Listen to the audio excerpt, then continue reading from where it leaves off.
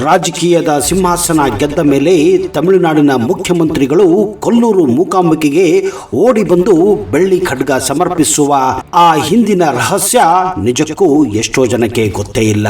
ತಮಿಳುನಾಡಿನ ರಾಜಕೀಯ ಮತ್ತು ಉಡುಪಿ ಜಿಲ್ಲೆಯ ಕೊಲ್ಲೂರು ಮೂಕಾಂಬಿಕಾ ದೇವಸ್ಥಾನಕ್ಕೆ ದಶಗಳಿಗೂ ಮೀರಿದ ಒಂದು ನಿಗೂಢ ಹಾಗೂ ಭಕ್ತಿಪೂರ್ವಕ ಕನೆಕ್ಷನ್ ಇದೆ. ಜೂನ್ 2026ರಲ್ಲಿ ತಮಿಳುನಾಡಿನ ನೂತನ ಮುಖ್ಯಮಂತ್ರಿ ದಳಪತಿ ವಿಜಯ್ ಅವರು ಕೊಲ್ಲೂರಿಗೆ ಭೇಟಿ ನೀಡಿ ದೇವಿಗೆ 1.6 kg ತೂಕದ ಭವ್ಯವಾದ ಬೆಳ್ಳಿ ಖಡ್ಗವನ್ನ ಕಾಣಿಕೆಯಾಗಿ ಸಮರ್ಪಿಸಿದ್ದರು.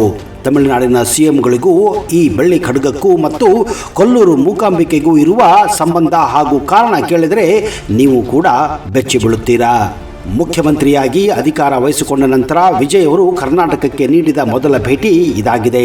ಅವರು ಕೇವಲ ಪೂಜೆ ಸಲ್ಲಿಸಲಿಲ್ಲ, ಬದಲಿಗೆ ದೇವಿಯ ಶಕ್ತಿಯ ಪ್ರತೀಕವಾದಂತಹ ಬೆಳ್ಳಿ ಖಡ್ಗವನ್ನ ಸಮರ್ಪಿಸಿದ್ದರು. ಇದು ಕೇವಲ ವೈಯಕ್ತಿಕ ಭಕ್ತಿಯಲ್ಲ, ಇದರ ಹಿಂದೆ ತಮಿಳುನಾಡಿನ ದ್ರಾವಿಡ ರಾಜಕೀಯ ದೈತ್ಯ ನಾಯಕರ ಹೆಜ್ಜೆಯ ಗುರುತುಗಳು ಕೂಡ ಇವೆ.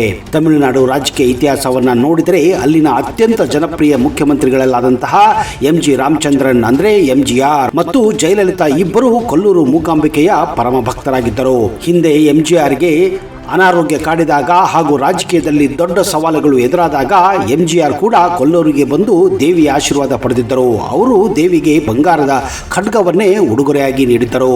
ನಟನೆಯಿಂದ ರಾಜಕೀಯಕ್ಕೆ ಬಂದು CM ಆಗಿರುವ ವಿಜಯ್ ಕೂಡ ತಾವು MGR ಮತ್ತು ಜಯಲಲಿತಾ ಅವರ ಹಾದಿಯನ್ನೇ ಪಾಲಿಸುತ್ತಿದ್ದೇನೆ ಎಂಬ ಸಂದೇಶವನ್ನ ತಮಿಳುನಾಡಿನ ಜನತೆಗೆ, ಅದರಲ್ಲೂ ವಿಶೇಷವಾಗಿ MGR ಮತ್ತು ಜಯಲಲಿತಾ ಅಭಿಮಾನಿಗೆ ಮತ್ತು ಅವರ ಭಕ್ತ ಮಂಡಳಿಗೆ ಈ ಒಂದು ಸಂದೇಶವನ್ನ ಕೊಲ್ಲೂರಿಗೆ ಭೇಟಿ ನೀಡುವ ಮೂಲಕ ರವಾನಿಸಿದ್ದಾರೆ. ಅಷ್ಟಕ್ಕೂ ಖಡ್ಗವನ್ನೇ ಯಾಕೆ ಇಲ್ಲಿ ಸಮರ್ಪಿಸುತ್ತಾರೆ ಅನ್ನೋದಕ್ಕೂ ಒಂದು ಕಾರಣ ಇದೆ. ಕೊಲ್ಲೂರು ಮೂಕಾಂಬಿಕೆಯು ಸೃಷ್ಟಿ, ಸ್ಥಿತಿ ಮತ್ತು ಲಯ ಮೂರದ ಶಕ್ತಿಯಾಗಿರುವ ಮಹಾಲಕ್ಷ್ಮಿ, ಮಹಾಸರಸ್ವತಿ ಮತ್ತು ಮಹಾಕಾಳಿಯ ಸ್ವರೂಪ. ದುಷ್ಟ ಸಂಹಾರಕ್ಕಾಗಿ ದೇವಿ ಆಯುಧವನ್ನು ಹಿಡಿದಿದ್ದಾಳೆ. ರಾಜಕೀಯದಲ್ಲಿ ಶತ್ರುಗಳನ್ನು ಸೋಲಿಸಿ ಅಧಿಕಾರವನ್ನ ಉಳಿಸಿಕೊಳ್ಳಲು ಮತ್ತು ರಾಜ್ಯವನ್ನ ಸಮರ್ಥವಾಗಿ ಮುನ್ನಡೆಸಲು ದೇವಿಯ ಖಡ್ಗ ಆಶೀರ್ವಾದವಾಗಿ ಸಿಗಲಿ ಎಂಬ ನಂಬಿಕೆ ಈ ತಮಿಳುನಾಡಿನ ಮುಖ್ಯಮಂತ್ರಿಗಳಲ್ಲಿದೆ.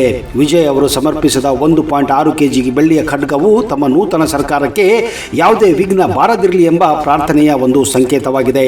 ತಮಿಳುನಾಡಿನಲ್ಲಿ DMK ಪಕ್ಷವು ಸಾಮಾನ್ಯವಾಗಿ ನಾಸ್ತಿಕತೆ ಅಂದ್ರೆ ಅಲ್ಲಿ ಹೆಚ್ಚಾಗಿ ಮುಸ್ಲಿಮರಿಗೆ ಮತ್ತು ಕ್ರೈಸ್ತರಿಗೆ ಹೆಚ್ಚು ಮಾನ್ಯತೆಯನ್ನ ಕೊಡುತ್ತದೆ. ಅವರು ಹೆಚ್ಚಾಗಿ ಹಿಂದೂಗಳನ್ನ ಕೇರ್ಲೆಸ್ ಆಗಿ ನೋಡುತ್ತಾರೆ. ಆದರೆ MGR ಮತ್ತು ಜಯಲಲಿತಾ ಮತ್ತು ಈಗ ವಿಜಯ್ ತಮಿಳುನಾಡಿನ ಆಸ್ತಿಕ ಮತದಾರರನ್ನ ಸೆಳೆಯಲು ಹಾಗೂ ತಮಗೆ ದೈವ ಬಲ ಇದೆ ಎಂದು ತೋರಿಸಲು ಇಂತಹ ಧಾರ್ಮಿಕ ನಡೆಗಳನ್ನ ಇಡುತ್ತಿದ್ದಾರೆ ಎಂದು ಕೂಡ ಕೇಳಿ ಬಂದಿದೆ. ಇದರಲ್ಲಿ ಎಷ್ಟು ಭಕ್ತಿ ಇದೆ, ಎಷ್ಟು ಧಾರ್ಮಿಕತೆ ಇದೆ, ಎಷ್ಟು ರಾಜಕೀಯ ಇದೆ ಅನ್ನೋದು ಆ ತಾಯಿ ಮೂಕಾಂಬಿಕೆಯೇ ಬಲ್ಲಳು. ಆದರೆ ಮೂಕಾಂಬಿಕೆಯ ಬಗ್ಗೆ ಕರ್ನಾಟಕದಲ್ಲಿ ಎಷ್ಟೋ ಜನಕ್ಕೆ ಅದರ ಇತಿಹಾಸ, ಅದರ ರೋಚಕತೆ ಗೊತ್ತಿಲ್ಲ.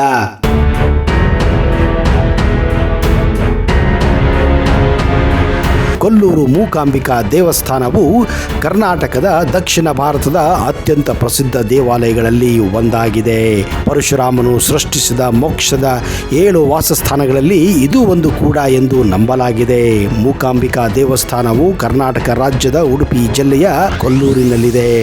ಈ ದೇವಾಲಯವು ಕಲೆ ಮತ್ತು ಜ್ಞಾನಕ್ಕೆ ಸಮರ್ಪಿತವಾಗಿದೆ. ಮೂಕಾಂಬಿಕಾ ದೇವಿಯನ್ನು ಮಾತು ಮತ್ತು ಅಕ್ಷರಗಳ ದೇವತೆ ಎಂದೇ ಪರಿಗಣಿಸಲಾಗುತ್ತದೆ. ದೇವಿಯ ವಿಗ್ರಹವನ್ನು ಪಂಚಲೋಹ ಅಂದರೆ 5 ಲೋಹಗಳನ್ನು ಬಳಸಿ ತಯಾರಿಸಲಾಗಿದೆ. ಅವುಗಳೆಂದರೆ ಚಿನ್ನ, ಬೆಳ್ಳಿ, ತಾಮ್ರ, ಕಬ್ಬಿಣ ಮತ್ತು ಸೀಸ ಆಗಿದೆ. ಕೊಲ್ಲೂರು ಮೂಕಾಂಬಿಕಾ ದೇವಸ್ಥಾನವನ್ನು ದೇವತಾ ಶಾಸ್ತ್ರಜ್ಞ ಆದಿಶಂಕರಾಚಾರ್ಯರು ವಹಿಸಿದ್ದರೆಂದು ನಂಬಲಾಗಿದೆ. ನಿಮಗೆಲ್ಲ ಗೊತ್ತಿರುವ ಹಾಗೆ ಶಂಕರಾಚಾರ್ಯರು ಅದ್ವೈತ ವೇದಾಂತವನ್ನು ಸ್ಥಾಪಿಸಿದವರು.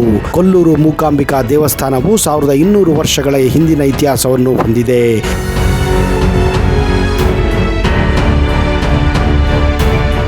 ಈ ದೇವಾಲಯ ಅನೇಕ ಜನರಿಂದ, ರಾಜರಿಂದ ಪ್ರೋತ್ಸಾಹವನ್ನು ಕೂಡ ಪಡೆದಿತ್ತು. ಸ್ಥಳೀಯರಲ್ಲದೆ, ರಾಜರಲ್ಲದೆ ಕೆಳದಿ ವಂಶಸ್ಥರ ಪ್ರಸಿದ್ಧ ರಾಜರಾದಂತಹ ಶಂಕಣ್ಣ ನಾಯಕ ಮತ್ತು ಶಿವಪ್ಪ ನಾಯಕರು ಈ ದೇವಾಲಯಕ್ಕೆ ಉದಾರವಾಗಿ ದೇಣಿಗೆ ನೀಡಿದ್ದರು ಮತ್ತು ನವೀಕರಣಕ್ಕೆ ಸಹಾಯ ಮಾಡಿದ್ದರು. ಆದಿಶಂಕರಾಚಾರ್ಯರು ಸರಸ್ವತಿಯ ದೇವಿಯ ಮಹಾನ್ ಭಕ್ತರಾಗಿದ್ದರು. ಒಂದು ದಿನ ಅವರು ಭಕ್ತಿಯಿಂದ ಸಂತಸಗೊಂಡ ದೇವಿಯು ಅವರ ಮುಂದೆ ಕಾಣಿಸಿಕೊಳ್ಳುತ್ತಾಳೆ. ಅವರಲ್ಲಿ ಒಂದು ದೇವಾಲಯವನ್ನು ನಿರ್ಮಿಸುವಂತೆ ಕೇಳಿಕೊಳ್ಳುತ್ತಾಳೆ. ಆಗ ಶಂಕರಾಚಾರ್ಯರು ದೇವಾಲಯದ ನಿರ್ಮಾಣಕ್ಕೆ ಕೇರಳದತ್ತ ಸಂಚರಿಸಲು ಆರಂಭಿಸಿದರು. ಆದರೆ ದೇವಿ ಒಂದು ಷರತ್ತಿನೊಂದಿಗೆ ಶಂಕರಾಚಾರ್ಯರೊಂದಿಗೆ ಬರಲು ಒಪ್ಪಿಕೊಳ್ಳುತ್ತಾಳೆ. ನೀವು ಕೇರಳಕ್ಕೆ ಹೋಗುವಾಗ ನಾನು ನಿಮ್ಮನ್ನು ಹಿಂಬಾಲಿಸುತ್ತೇನೆ.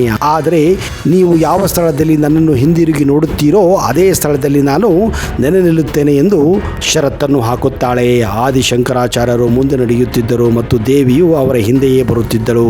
ಸ್ವಲ್ಪ ಸಮಯದ ನಂತರ ದೇವಿ ತನ್ನೊಂದಿಗೆ ಬರುತ್ತಿದ್ದಾಳೆ ಎಂದು ಪರೀಕ್ಷಿಸಲು ಆದಿಶಂಕರಾಚಾರ್ಯರು ಹಿಂದಿರುಗಿ ನೋಡುತ್ತಾರೆ. ಹೀಗೆ ಹಿಂದಿರುಗಿ ನೋಡಿದಂತಹ ಆ ಸ್ಥಳವೇ ಈಗಿನ ಕೊಲ್ಲೂರು. ಹೀಗೆ ತಾಯಿ ಹಾಕಿದ ಷರತ್ತಿಗೆ ಅನುಗುಣವಾಗಿ ತನ್ನ ವಿಗ್ರಹವನ್ನು ಕೊಲ್ಲೂರಿನಲ್ಲಿ ಸ್ಥಾಪಿಸಬೇಕೆಂದು ಸೂಚಿಸುತ್ತಾಳೆ. ಆದಿಶಂಕರಾಚಾರ್ಯರು ತಮ್ಮ ತಪ್ಪನ್ನು ಕ್ಷಮಿಸಿ ತಮ್ಮೊಂದಿಗೆ ಮುಂದೆ ನಡೆಯಬೇಕೆಂದು ತಾಯಿಯಲ್ಲಿ ಮನವಿ ಮಾಡಿಕೊಳ್ಳುತ್ತಾರೆ. ಅಂತಿಮವಾಗಿ ದೇವಿ ಶಂಕರಾಚಾರ್ಯರ ಮಾತಿಗೆ ಒಪ್ಪಿಕೊಂಡು ಮತ್ತೆ ಅವರನ್ನು ಹಿಂಬಾಲಿಸುತ್ತಾರೆ. ಅವರು ಬೆಳಿಗ್ಗೆ ಕೇರಳದಲ್ಲಿರುವ ಚೊಟ್ಟಾನಿಕ್ಕಾರ ದೇವಸ್ಥಾನದಲ್ಲಿ ನೆಲೆಯಾದರೆ ಮಧ್ಯಾಹ್ನದ ಹೊತ್ತಿಗೆ ಕೊಲ್ಲೂರು ದೇವಸ್ಥಾನಕ್ಕೆ ಮರಳುತ್ತೇನೆಂದು ತಾಯಿ ಆಜ್ಞೆ ಮಾಡುತ್ತಾಳೆ. ಅಂದ ಹಾಗೆ ಕೊಲ್ಲೂರಿನ ಸುತ್ತಮುತ್ತ ಕೌಮಾಸುರನೆಂಬ ರಾಕ್ಷಸನನ್ನು ಮೂಕಾಂಬಿಕೆಯು ಕೊಲ್ಲುತ್ತಾಳೆ. ಕೌಮಾಸುರನು ಕೆಲವು ಶಕ್ತಿಗಳನ್ನು ಪಡೆದು ತೀವ್ರ ತಪಸ್ಸನ್ನು ಮಾಡಿದ್ದನು. ಅದು ಅವನನ್ನು ಶಕ್ತಿಯುತ ಮತ್ತು ಅಜೇಯನನ್ನಾಗಿ ಮಾಡುತ್ತದೆ. ಆದರೆ ಪಾರ್ವತಿ ದೇವಿಯು ಅವನ ದುಷ್ಟ ಶಕ್ತಿಯನ್ನು ಗ್ರಹಿಸಿ ಆತನಿಗೆ ಮಾತು ಬಾರದಂತೆ ಮಾಡುತ್ತಾಳೆ.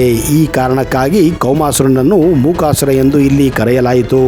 ಆದರೂ ಕೂಡ ಮೂಕಾಸುರನು ತನ್ನ ಮೊಂಡತನವನ್ನು ದುಷ್ಟ ಕೆಲಸವನ್ನು ನಿಲ್ಲಿಸಲಿಲ್ಲ. ಅಲ್ಲಿಯ ಜನರಿಗೆ ತೊಂದರೆಯ ಮೇಲೆ ತೊಂದರೆ ನೀಡಲು ಆರಂಭಿಸಿದನು. ಇದನ್ನು ಸಹಿಸಲಾರದೆ ತಾಯಿ ಪಾರ್ವತಿಯು ಶಕ್ತಿಯುತ ರೂಪವನ್ನು ಪಡೆದುಕೊಂಡು ಆತನನ್ನು ಸಂಹಾರ ಮಾಡುತ್ತಾಳೆ. ಅವರನ್ನು ಕೊಂದ ನಂತರ ಪಾರ್ವತಿಯನ್ನು ಇಲ್ಲಿ ಮೂಕಾಂಬಿಕೆ ಎಂದು ಕರೆಯಲಾಯಿತು ಎಂದು ಐತಿಹ್ಯ ಸಾರುತ್ತದೆ. ಚಿತ್ರಮೂಲಂ ಮತ್ತು ಅಂಬಾವನಂ ಎಂಬುದು ಆದಿಶಂಕರಾಚಾರ್ಯರು ಧ್ಯಾನ ಮಾಡಿದ ಸ್ಥಳಗಳಾಗಿವೆ. ಇವು ನೀವು ಕೊಡಚಾದ್ರಿ ಬೆಟ್ಟಗಳಲ್ಲಿ ಕಾಣಬಹುದು.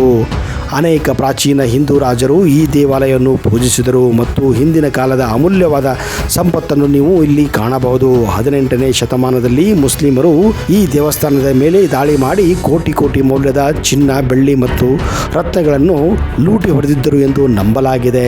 ಕೊಲ್ಲೂರು ಮೂಕಾಂಬಿಕಾ ದೇವಿ ಎಂಬುದು ಎಲ್ಲ ಜೀವಿಗಳ ಸೃಷ್ಟಿಕರ್ತೆ ಮತ್ತು ಆದಿಲಕ್ಷ್ಮಿ ರೂಪ. ಈ ದೇವಾಲಯವು ಅನೇಕ ಶತಮಾನಗಳಿಂದ ಶಕ್ತಿ ಪೂಜೆಯ ಸ್ಥಳವಾಗಿದೆ. ಇಲ್ಲಿನ ದೇವಿಯನ್ನು ವಾಗ್ದೇವತಾ ಅಂದರೆ ಮಾತು ಮತ್ತು ಅಕ್ಷರಗಳ ದೇವತೆ ಎಂದು ಪೂಜಿಸಲಾಗುತ್ತದೆ. ಪಾರ್ವತಿ ದೇವಿಗೆ ಅರ್ಪಿತವಾದ ಏಕೈಕ ದೇವಾಲಯ ಇದಾಗಿದೆ. ಇಲ್ಲಿ ದೇವಿಯನ್ನು ಶಕ್ತಿ ಮತ್ತು ಶಿವ ಎರಡು ಸಮ್ಮಿಲನವಾದ ಜ್ಯೋತಿರ್ಲಿಂಗ ರೂಪದಲ್ಲಿ ಇಲ್ಲಿ ಕಾಣಬಹುದು. ಈ ದೇವಾಲಯವು ಭಾರತದಲ್ಲಿ ಶಕ್ತಿ ಪೂಜೆಯ ಪ್ರಮುಖ ತಾಣವಾಗಿದೆ. ಇಲ್ಲಿ ದೇವಿಯನ್ನು ಪಾರ್ವತಿ, ಸರಸ್ವತಿ ಮತ್ತು ಲಕ್ಷ್ಮಿ ಎಂದು 3 ರೂಪದಲ್ಲಿ ಪೂಜಿಸಲಾಗುತ್ತದೆ. ಇಲ್ಲಿನ ಜ್ಯೋತಿರ್ಲಿಂಗದ ಬಲ ಅರ್ಧವು ಬ್ರಹ್ಮ, ವಿಷ್ಣು ಮತ್ತು ಶಿವನನ್ನು ಪ್ರತಿನಿಧಿಸುತ್ತದೆ. ಎಡ ಅರ್ಧವು ಪಾರ್ವತಿ, ಲಕ್ಷ್ಮಿ ಮತ್ತು ಸರಸ್ವತಿಯನ್ನು ಪ್ರತಿನಿಧಿಸುತ್ತದೆ. ಈ ದೇವಾಲಯವು ಕರ್ನಾಟಕದ 7 ಮುಕ್ತಿಯಾತ್ರಾ ಸ್ಥಳಗಳಲ್ಲಿ ಒಂದಾಗಿದೆ. ಪಂಚಮುಖ ಅಂದರೆ 5 ಮುಖದ ಗಣೇಶನ ಅಪರೂಪದ ಶಿಲ್ಪ ಕೂಡ ನೀವು ಇಲ್ಲಿ ಕಾಣಬಹುದು. ಸೌಪಾಣಿಕಾ ನದಿಯ ದಡದಲ್ಲಿರುವ ಗರುಡ ಗುಹೆ ದೇವಿಯನ್ನು ಮೆಚ್ಚಿಸಲು ಗರುಡನು ಇಲ್ಲಿ ತಪಸ್ಸು ಮಾಡಿದ್ದೆಂದು ನಂಬಲಾಗಿದೆ. ದೇವಾಲಯದಲ್ಲಿ ಭೇಟಿ ನೀಡುವ ಭಕ್ತರಲ್ಲಿ ಅನೇಕ ಗಣ್ಯರು ಕೂಡ ಇಲ್ಲಿ ಭೇಟಿ ಕೊಡುತ್ತಾರೆ.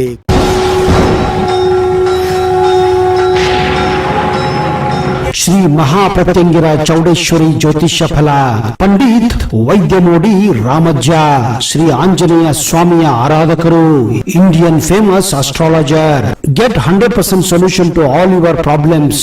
ಶ್ರೀ ಪ್ರತ್ಯಂಗಿರ ದೇವಿಯನ್ನ ವಶಪಡಿಸಿಕೊಂಡಿರುವ ಏಕೈಕ ಜ್ಯೋತಿಷ್ಯರು ಪಂಡಿತ್ ರಾಮಜ್ಜನವರು ರಾಜಮೋಡಿ, ತಾಳೆಗೆರೆ ಮತ್ತು ನಿಮ್ಮ ಧ್ವನಿಯ ಮೂಲಕ ನಿಮ್ಮ ಭವಿಷ್ಯವನ್ನ ನಿಖರವಾಗಿ ಹೇಳುತ್ತಾರೆ.